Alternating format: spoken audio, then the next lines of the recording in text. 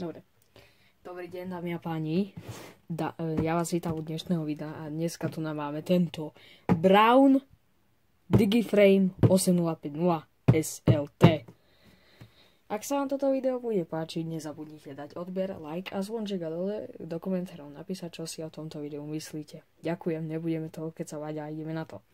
No, asi podľa stavu krabice, tak asi vidíte, že to bolo použité.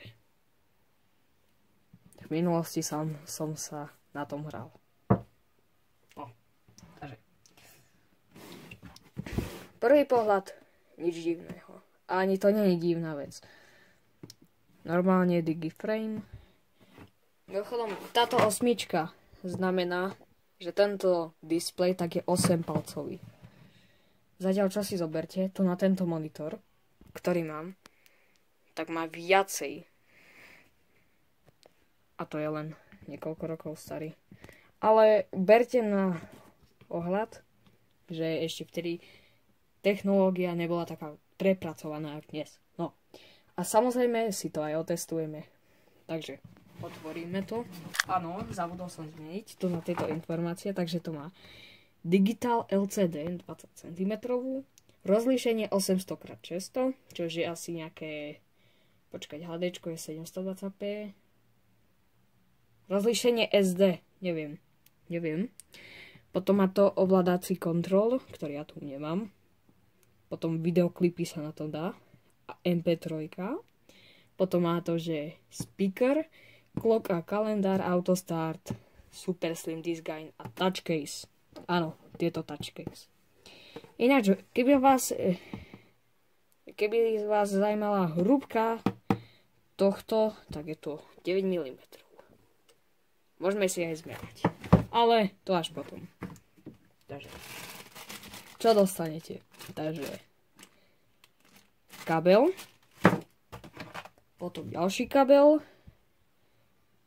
ktorý robí... Skrátke. No. Tu vložíte USB a toto pripojíte do Braunu.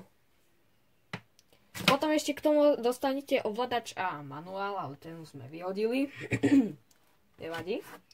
A ešte k tomu stoja není zvlášť, hej. On tu je namontovaný asi sekundovým lepidlom. A tuto je. Ináč, keby vás zajímalo, čo je tu ešte ďalej, tak už len záruka. Takže, samotná mašina. Áno, má to tieto, to nie je dotykové, jak dnešné. Potom toto, čo má toto tu, tak je možno na remote. Že infračervený port.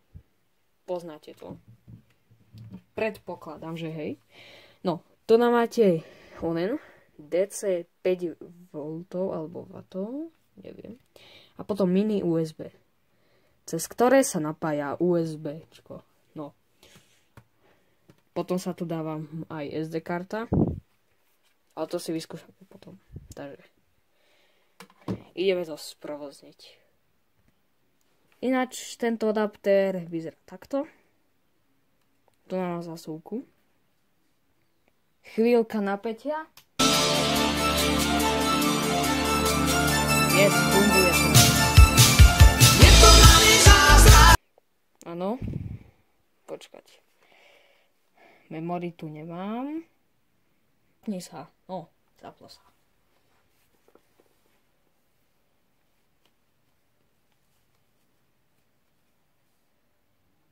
Fleška si robila problém. Možno. Moment, pozriem sa do files, že čo to tam je.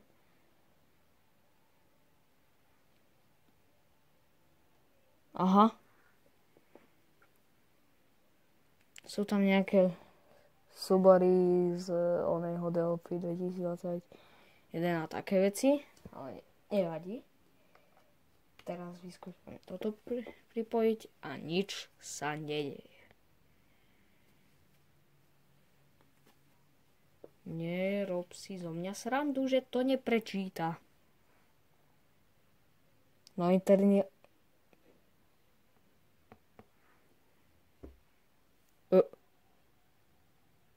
Aha, my už sme v tom? Jak mám ísť to preč? Jasne. Fotoalbum. Prečo to má... Pôjdeme do hudby a uvidíme, čo tam máme. Sakra práce. Vyskúšame to. Ale...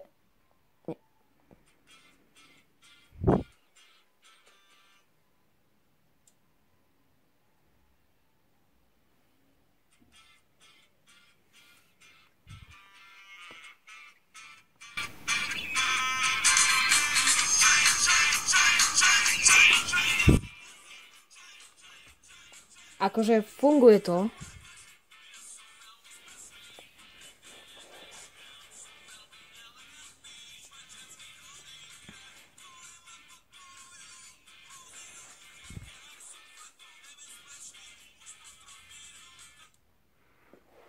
No, asi ste možno nepočuli, ale ináč...